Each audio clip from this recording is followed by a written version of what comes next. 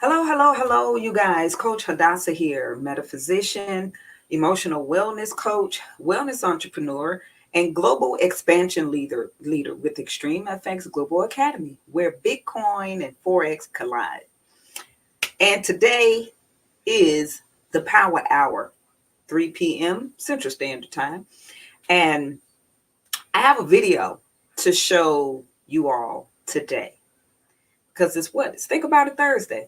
So it's something I want to put on your brains, right? Something to put on your mind for a minute because we're about to get deeper and deeper into some energy work, quantum physics, healing at a quantum level. Okay? Because the time is short. That's the thing about it. The time is short. So we don't have a lot of time to be doing, lengthy things. Like that's over. But there are some new discoveries that these things have always been here. It's just that we as people with our finite minds are just kind of catching up to it. And so what I notice about us, we always late. Like CP time is so real. It's real. And it just it's not just about, showing up late to a family function or an appointment or maybe sometimes even work or whatever. Um, we're late when it comes to a lot of things. And I'm talking about we're probably like 20 years behind the eight ball of many things. And we need to catch up, and we need to catch up quickly, right? Like in the scriptures, when they talk about a quickening spirit, right? Quickening, that the root word is quick. Okay. So we need to catch up. So I'm going to share this video, not the entire video, but it's maybe about the last 8 to 10 minutes of it. And then going to get into, I won't say a discussion because it's not like, you can communicate back and forth with me. You can put some comments below, of course, right? So make sure that you comment, do some hearts or likes or, something to let me know that you're there. But let's go ahead and get into it, right? So let me share. And we are going to this video, because I am a Gaia member, is by one of my favorites. One of my favorites is Dr. Joe Dispenza. And I first became aware of him, um, I don't know, probably 10, 12 years ago, to be honest, with his book called, Breaking the Habit of Being Yourself. Very interesting book. And then I saw him on, believe it was What the Bleep Do We Know?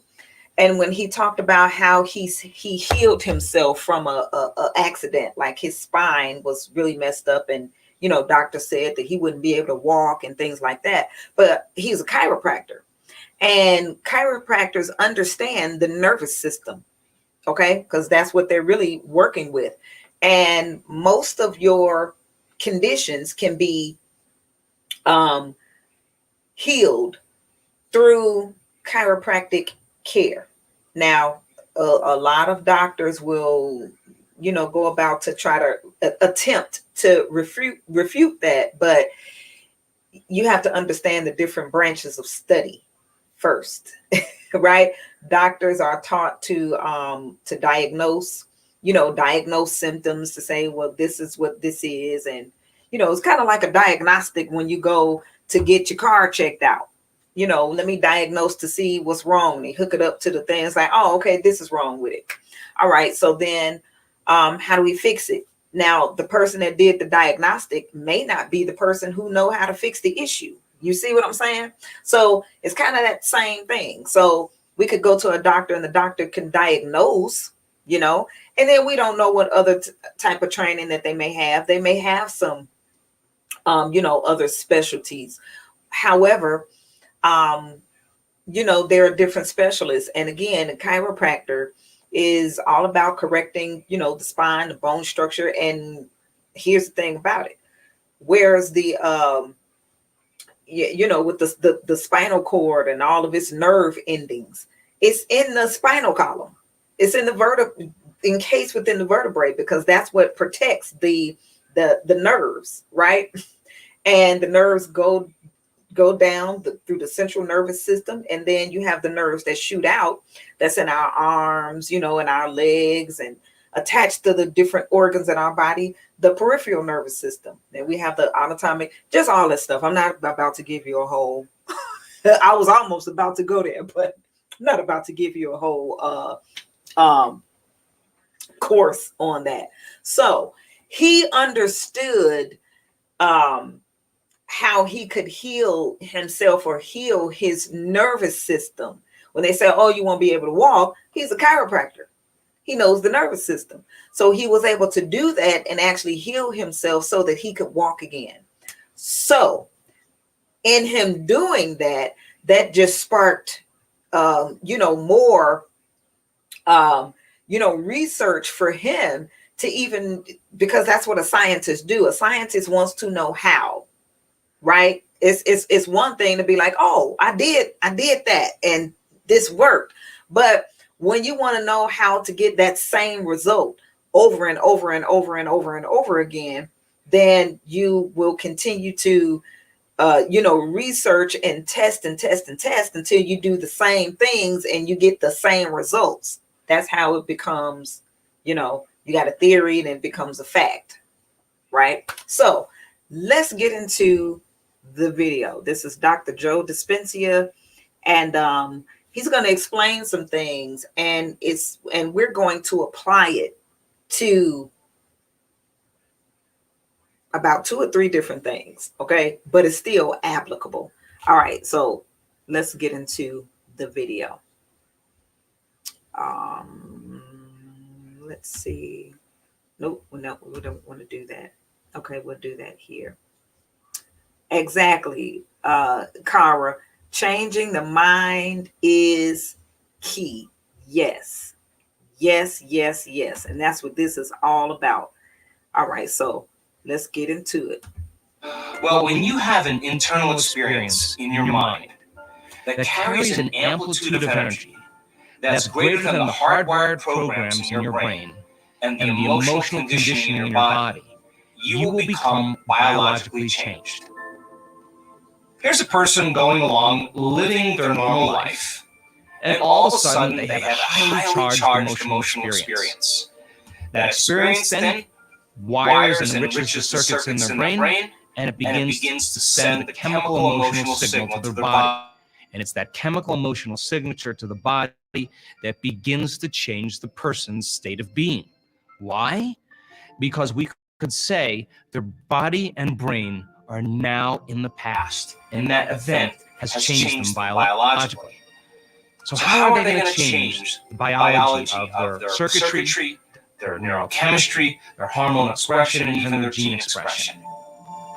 What happens for most people is they begin to create beliefs about themselves and their lives from past experiences. They are the thoughts neurologically and the feelings chemically that they embrace within the biology of their past experiences, which ultimately becomes their state of being. Because how you think and how you feel creates your state of being. So then when a person has an inner experience in the present moment that carries an amplitude of energy, or the emotion inwardly is greater than the shock or the betrayal from the past, it makes sense then when the emotional quotient is greater than the past experience, it's going to begin to rewire the brain and send a new emotional signature, beginning to condition the body in that present moment to a new mind. And we could say then, your biology literally changes, or better yet, the past no longer exists. Now, I want to tell a story to be able to bring this all together. We had a 72-year-old woman come to a week-long event in Vancouver, British Columbia. And this woman was diagnosed with Parkinson's disease. And Parkinson's disease is a deficiency in dopamine in the brain. And when there's not enough dopamine in the brain, all of a sudden, the upper motor neurons in the brain can't communicate very well with each other. And the effect it begins to produce involuntary tremors and this type of paralysis called spastic paralysis. You see a limitation in motor function, or when a person tries to move, they have these involuntary tremors. Try as they may to control it with their conscious mind, they can't. And in fact, a lot of times when they get anxious or nervous, their tremors or their condition amplifies. Now, that is a gene that has been downregulated. So then this woman in one meditation had one inner experience that literally was so profound, it was so elevated, that when she came back to her senses, she literally began to express different proteins. In a sense, she changed her body by thought alone. And so we brought her onto the stage, and her condition before this event was that she couldn't swallow, she couldn't chew her food, she had saliva constantly running off of her mouth, she had to consistently use a tissue, and she couldn't stand up. After that one inner event that carried an amplitude of energy that was greater than the hardwired programs in her brain and the normal emotional feelings that she felt on a daily basis, we could say that in that moment, genes began to become upregulated and new information was coming into her body. She stood on the stage and she said, after all these years, all the therapies, all the different drugs, all the different surgeries that I had, nothing seemed to change this condition. And now I can speak better, I can chew my food, I can blow my nose, I can swallow. And for the audience, she sat down and then stood up. And she literally had a significant change in gene expression. And it happened in one instant. Now, by the same means, there are people that have had abusive childhoods with alcoholic parents, where they were abused every single day when their father came home from work. And it wasn't just one event. It was a series of several events over time that began to select and instruct genes that caused them to have a rare genetic condition. Now, in this case, this person, it took them almost 2 years to literally consistently knock on the genetic door and break out of the patterns of their normal thinking and the way they typically felt. In other words, every single day, they understood that they were their own genetic engineer, and every single day, they were working on going from the old self to the new self. And of course, life isn't that linear. They had their own stress events, they had their own difficulties, they had their own financial problems, they had family dynamics, and because they were living life, it took them more time. But every day, they were shaving down a little bit more of those emotions from the past and learning how to elevate their emotional state. And they were practicing every single day, combining a clear intention with an elevated emotion and moving into a new state of being. Now, this person's health condition was very limited. They had the very scaffolding and the structure of their bones were degenerating, where they had numerous fractures. And the doctors told them there was no solution for this genetic condition. But if you understand then, if the scaffolding of bones is made of proteins, and that you could actually begin to upregulate those genes, every single day she was knocking on that genetic door and shaving down that emotional state and changing her thoughts and feelings, that in 2 years, she reached the point in her life where she was so in love with herself, so in love with life, so grateful to be alive, that she no longer cared if she even had the condition any longer. She went to the hospital. They did the urine samples to determine if the disease was still present. And she got the call the next day that the gene was literally upregulated and her condition was back to normal. Now, this person, to this day, still has the change in her health. Now, when she stood on the stage and told the story to the audience. There was a woman in the audience with the same rare genetic condition. And she looked at that person and said, if she could do it, I can do it. And this woman reversed the same rare genetic juvenile onset condition within 3 months. In other words, the person who had the healing broke the 4-minute mile, and it made it easier for the next person to do the same. And that's exactly what starts to happen in this work. I believe that health and wellness can become as infectious as disease. Now that I've shown you the supernatural ability of how your genes can be reprogrammed, how can we use this information to heal your body by thought alone? In fact, what's the next level for you? In the next episode, I want to ask the question, if in double-blind and triple-blind placebo studies, where subjects respond to a sugar pill and the changes result from 10% all the way up to 100%, do you really need a sugar pill begin to heal your body? In other words, is it possible to heal your body by thought alone? I'm your host, Dr. Joe Dispenza for Rewired, and I hope to see you in the next episode where we go beyond the ordinary into the extraordinary.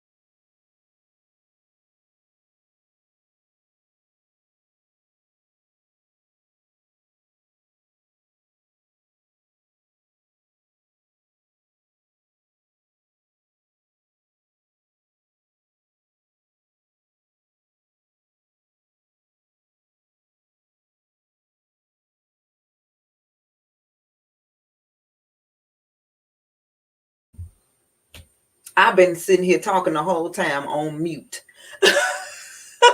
Look, some good stuff too. On mute. So what I was talking about was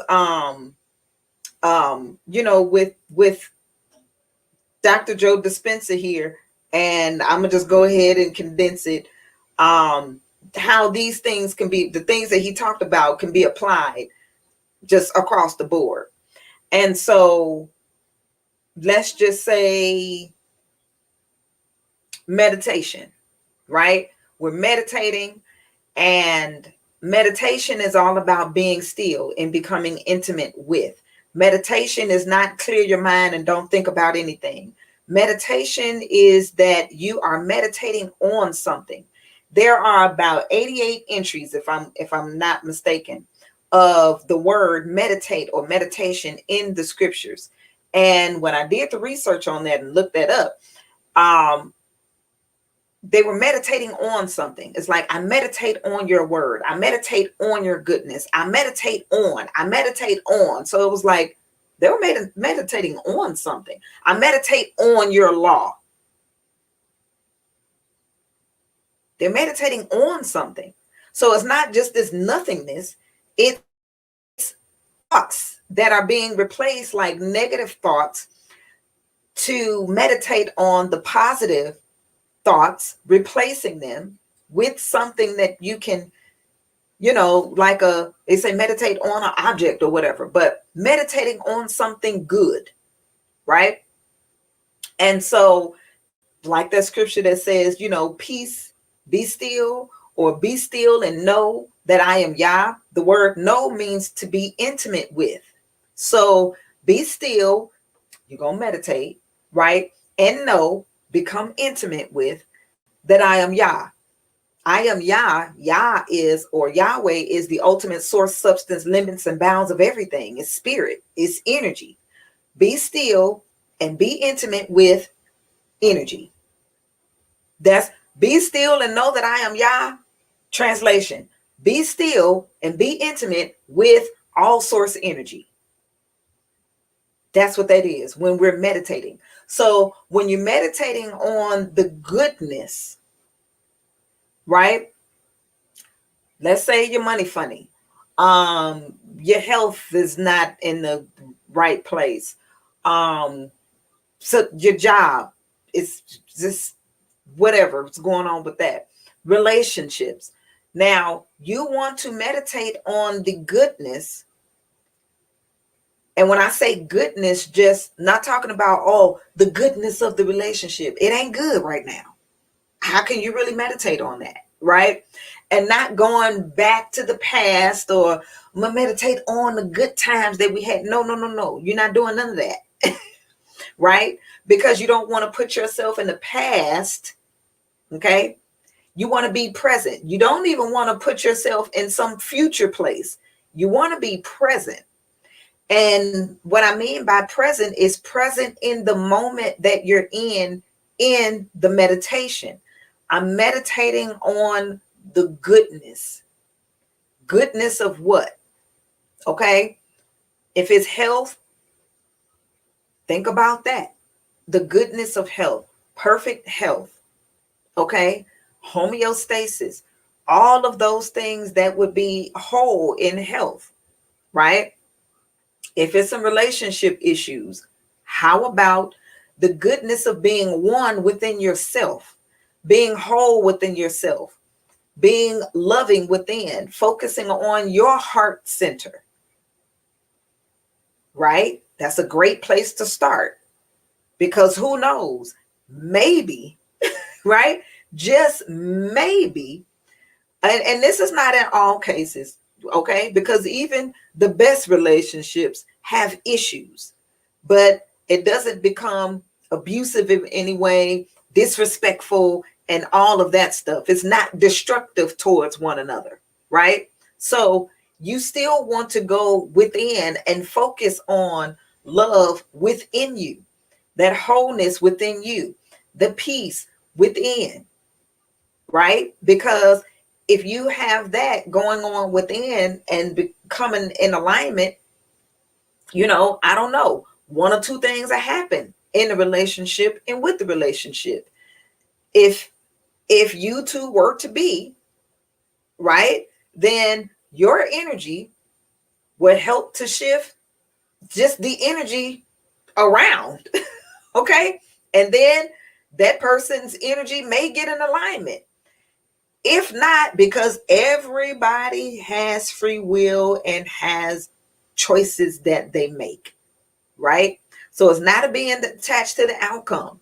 Now, if that person wants to stay in low vibrational energy while you're focusing and going into high vibrational energy, you're not a vibrational match. It's there's going to be a gulf, and you're in the higher vibrational emotions and they're in the lower. It doesn't match, so it'll just vibrate out, but you still focused on that energy and that meditation within to be in alignment, right? Money, same thing. Again, I always say that money is energy manifested on a material plane, right? So if it's money seem like it's lacking or something like that, again, being still, becoming one, meditating, so that, hey, you find out there might be some energetic holes somewhere. You might be getting drained from some places that you had no clue you were getting drained from, and that has to be severed. Also, attention can just be all over the place. Where your attention goes, your money flows. So if it's all everywhere, then the money would look like it's all everywhere too, right? Because the energy isn't focused and purposeful, right? So, these are things to think about, when considering a lot of the things that he talked about. Because here's the thing about it, with this quantumness, the quantum field, quantum physics, consciousness is everywhere. Okay. If we look at the story of Adam and Eve in the garden, Gaia, Earth is the garden, right? They were one and conscious, spiritually conscious of everything, because everything is spirit. That's just like saying everything is energy, right? So they were conscious of everything. How could they not be? Of course, especially if they was placed here in order to dress it and keep it, well, you had to be consciously aware of it to know how to dress it and keep it. There was a communication that was happening with nature, being in tune with the trees and the leaves and just everything, that conscious awareness. And when the twist happened right within the mind, there was a fall in consciousness. That was the death. Now you're not aware of your environment. You're not aware of, you can't communicate. You can't hear the communication or feel the communication with the consciousness of the nature that you're in. The leaves, the grass, the rivers, the flows, the currents, the what's going on in the heavens. We were all connected with that. But then as soon as there was a fall in consciousness, now you're not connected with it. You don't know the planetary alignments or the shifts, right? The trees, the currents, the being in tune with nature, not consciously aware of it. And that is death. That really is death. So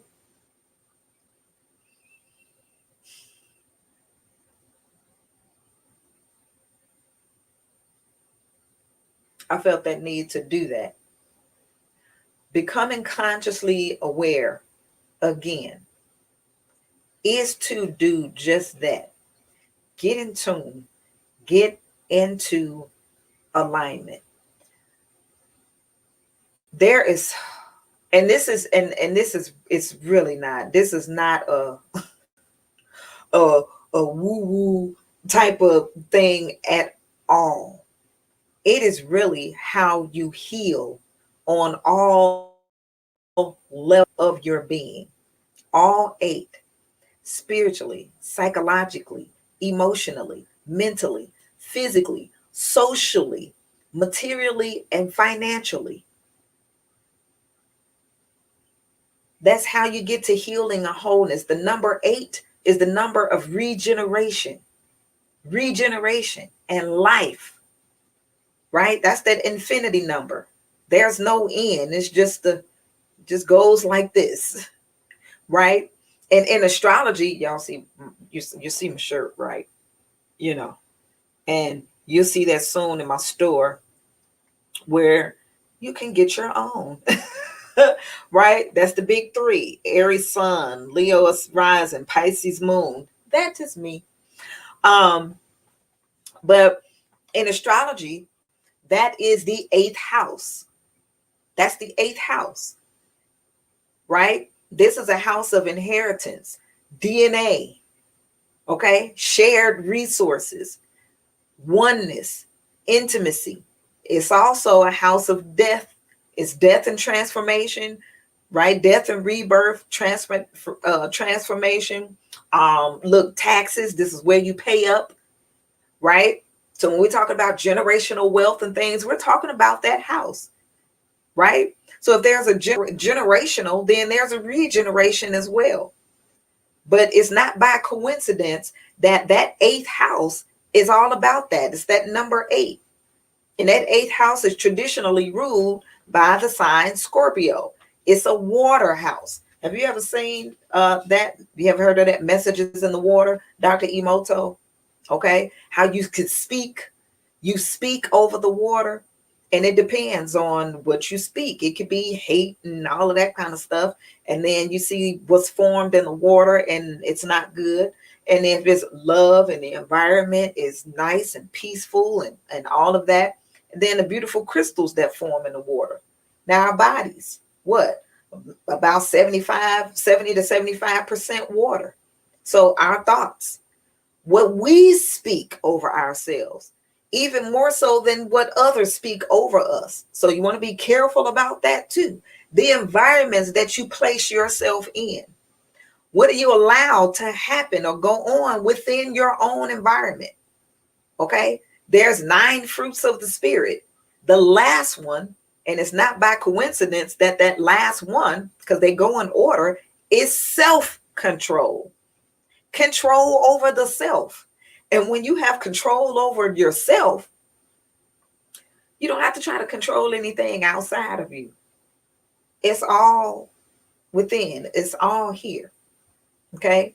But it's also, like we just saw in that in that video, getting that oneness, getting still, that meditation, that deep meditation. These videos are so great. It's a whole series I've been watching. I've been watching. I'm like, ooh, this is something really good to talk about. We watched one yesterday on the Coach's Corner with myself and Coach Cotton, and about 10 minutes of that video. We're going to watch the last 10 minutes of that particular video tomorrow on the Coach's Corner. So you want to make sure that you join us. Coach's Corner is Monday, Wednesdays, and Fridays at 6 p.m. Central Standard Time, 7 p.m. Eastern. So be in the building, be on the live stream tomorrow for the Coach's Corner to see the last 10 minutes of the video that we shared yesterday. But yes, today, with this particular video that we shared, again, you can see how your thoughts, what they call it, mind over matter, right? So we're not, like he talked about, we're not, creating from matter. We're creating from the field of consciousness and all that exists. And once we can really get in tune, our mind is what shapes the matter. But we got to get our mind right. Okay. And first of all, I have to say this. You have to start by unplugging. but only unplug. But seriously, you have to start by unplugging. I mean, it's a lot of people that don't watch TV these days. You know, most baby boomers do, because they're the generation that came in with the television, just like we have the generations now that's with the, internet. But here's the thing about it. The internet is almost but here's the thing. The good thing is you have a choice, though. You have a choice about what it is that you search out to consume on the internet, on social media. You have a choice. So if you are choosing certain things that's like re-traumatizing and just nothing that gives spiritual or emotional nutrition, I'll say that the spiritual, psychological, emotional, and mental nutrition, then you might want to rethink what you're eating, what you're consuming with your ears and in your eyes and in your mind. Self-control. You have control over that, right? So with that being said, I am out. Thank you for joining me on Power Minutes. With these Power Minutes, it might be short, might be a full hour. We never know, right? We never know, because I just let Spirit do what Spirit does to give to who needs whatever word. And then you just take it and do what it is that you need with it, right? All right. So I'll be back tomorrow at 3 p.m. Central Standard Time, 4 p.m. Eastern. And the Coach's Corner is tomorrow with myself and Coach Cotton at 6 p.m. Central Standard Time, 7 p.m. Eastern. All right. So take care and see you guys on the next Power Minutes. Peace.